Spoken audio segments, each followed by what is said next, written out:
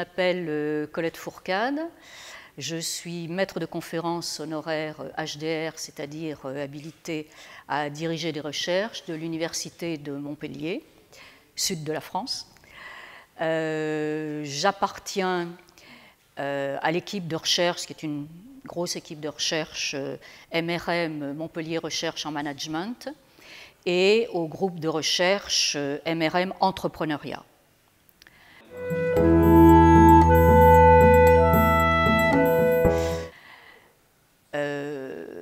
J'ai toujours travaillé sur la PME, et depuis longtemps. Ça fait plusieurs décennies, ça fait 4 décennies donc que je travaille sur la PME, et même on a évolué un certain nombre de la PME jusqu'à la TPE, c'est-à-dire la très petite entreprise, c'est-à-dire des entreprises qui ont moins de 10 personnes. Et même parfois un seul salarié, et même parfois pas de salarié du tout. Et ce n'est pas pour ça que ce ne sont pas des entreprises. Parce qu'on a parfois du mal un peu à faire comprendre à ceux qui ne sont pas familiers de ce domaine, disons. Alors donc, comme je viens de vous le dire, de toute façon, c'est la très petite entreprise. D'une façon générale, j'ai travaillé pas mal sur la petite entreprise en relation avec le développement local, ce qui ensuite m'a conduit à travailler sur les réseaux d'entreprises, donc les réseaux de petites entreprises, parce que ce n'est pas facile pour des petites entreprises dont la caractéristique est que le dirigeant souhaite rester totalement indépendant, donc de se mettre en réseau. Mais nécessité fait loi, et donc parce qu'il faut vivre, survivre, parce qu'il faut se confronter à la concurrence internationale qui vient partout, y compris pour les plus petites entreprises, eh bien on se met en réseau. Donc j'ai travaillé sur ces questions, y compris de mise en réseau. Ce n'est pas une panacée, le réseau, mais ça peut être une stratégie, ce qu'on appelle les stratégies résiliaires ou réticulaires. Et donc, pour, d'une façon générale, affronter la concurrence, conserver ou conquérir un avantage compétitif.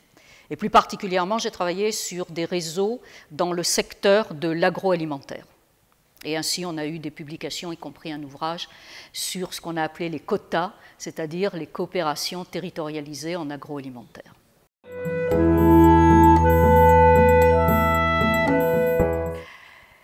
Et plus récemment, toujours évidemment avec le privilège, j'allais dire, de travailler sur la très petite dimension, nous avons eu des contrats de recherche compris à travers le temps, y compris avec le secteur professionnel, avec l'artisanat.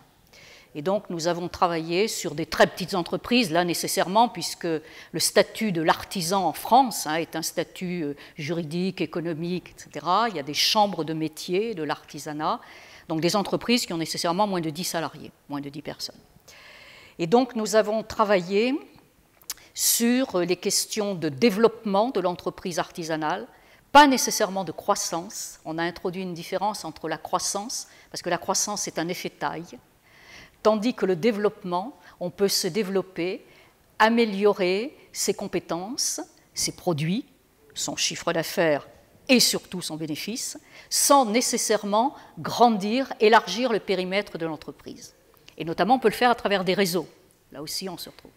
Donc on a travaillé sur le développement de l'entreprise artisanale et on a beaucoup travaillé sur l'innovation en entreprise artisanale.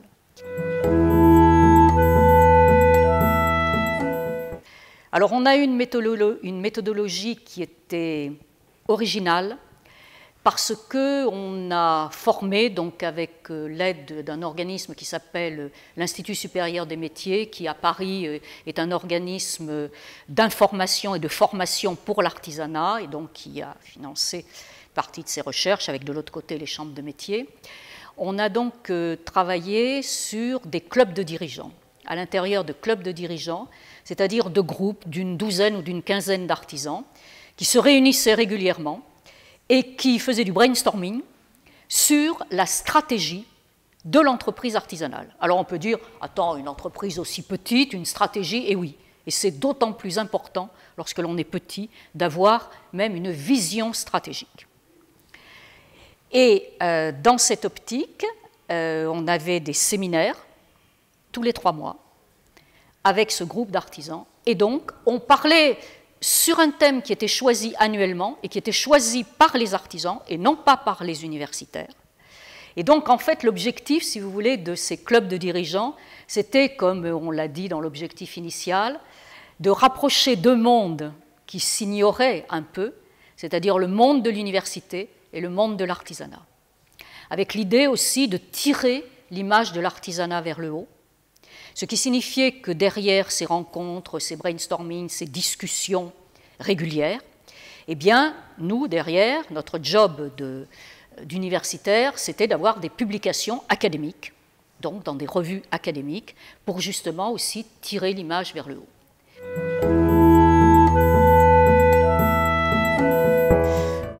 Alors, sur l'innovation, il y a eu des choses très originales, parce que c'est vrai que quand on parle d'innovation, alors on vous dit, bon, ben, l'innovation, qu'est-ce que c'est quantitativement? Combien vous avez déposé de brevets? Bon, évidemment, petite entreprise, ça n'a pas de sens. Et on se rend compte qu'en fait, que l'artisan, il innove tout le temps, tous les jours, à sa façon. C'est souvent des petites innovations, c'est l'innovation du quotidien, des petites choses, mais qui font que d'ailleurs, les artisans sont fiers de leur métier et que finalement, maintenant, l'artisanat, ça se situe entre tradition, puisqu'il y a une tradition avec une idée de passage, et puis innovation. Des innovations qui sont dans tous les domaines, qui peuvent être techniques, technologiques, et souvent de très haut niveau. Il y a des artisans qui déposent des brevets. Ce n'est pas le cas le plus fréquent, mais ça existe. Et puis, alors, beaucoup d'innovations commerciales, d'innovations organisationnelles, parce que, par exemple, quand un artisan veut entrer dans une procédure de respect de normes, normes ISO 9000, etc., c'est tout l'entreprise qui est impactée par cette démarche. Et donc, c'est une innovation organisationnelle. Et c'est très important, les innovations organisationnelles. Et c'est souvent ce qu'on trouve dans les petites entreprises. Donc voilà ce sur quoi on a travaillé. On travaille toujours de façon tout à fait régulière, de façon internationale, c'est-à-dire que nous sommes en relation avec des équipes de recherche qui ont les mêmes centres d'intérêt.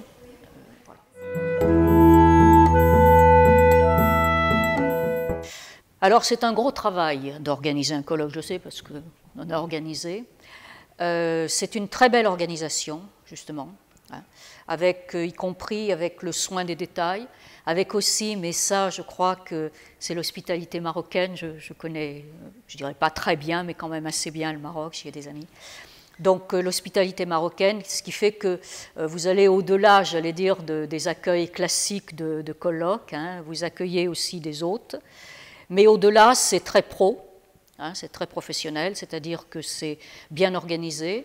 Les documents mis à disposition sont très bien faits, mais sont aussi très beaux.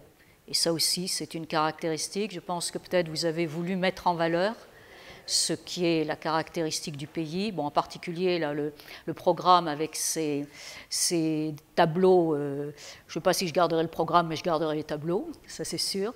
Et c'est bien organisé. Bon, alors nous sommes accueillis, etc. Bon, également dans les salles, techniquement, hein, là, tout à l'heure, je dois discuter avec un technicien justement pour des projections, etc.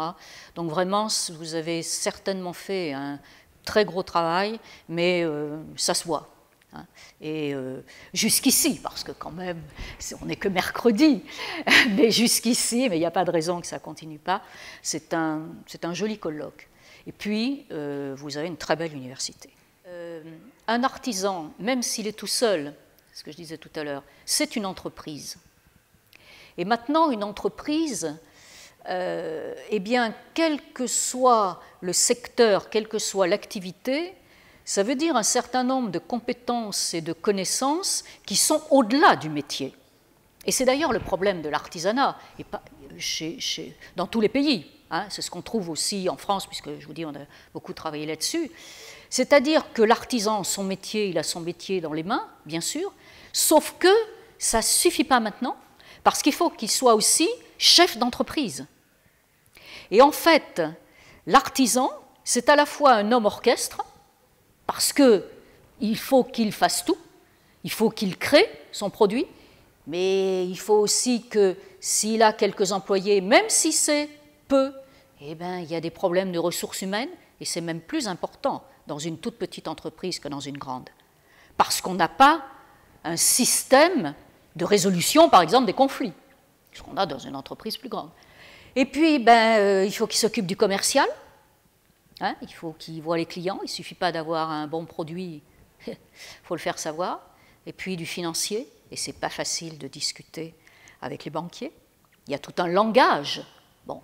Alors ça veut dire que, eh bien, il faut former à ces compétences les artisans, mais bien sûr, l'artisan ou la toute petite entreprise, c'est quand même un modèle spécifique, ce qui ne veut pas dire qu'on ne peut pas utiliser les outils et les références que l'on a pour la grande entreprise, pour la petite, mais il faut que ce soit adapté et fait exprès pour l'entreprise. La petite entreprise et l'entreprise artisanale, ce n'est pas une miniature de la grande, c'est une autre forme d'entreprise. Et donc, il faut lui donner les outils qui lui conviennent. Et je pense qu'une université privée, je suis dans une université d'État bien sûr, moi, mais je pense qu'une université privée est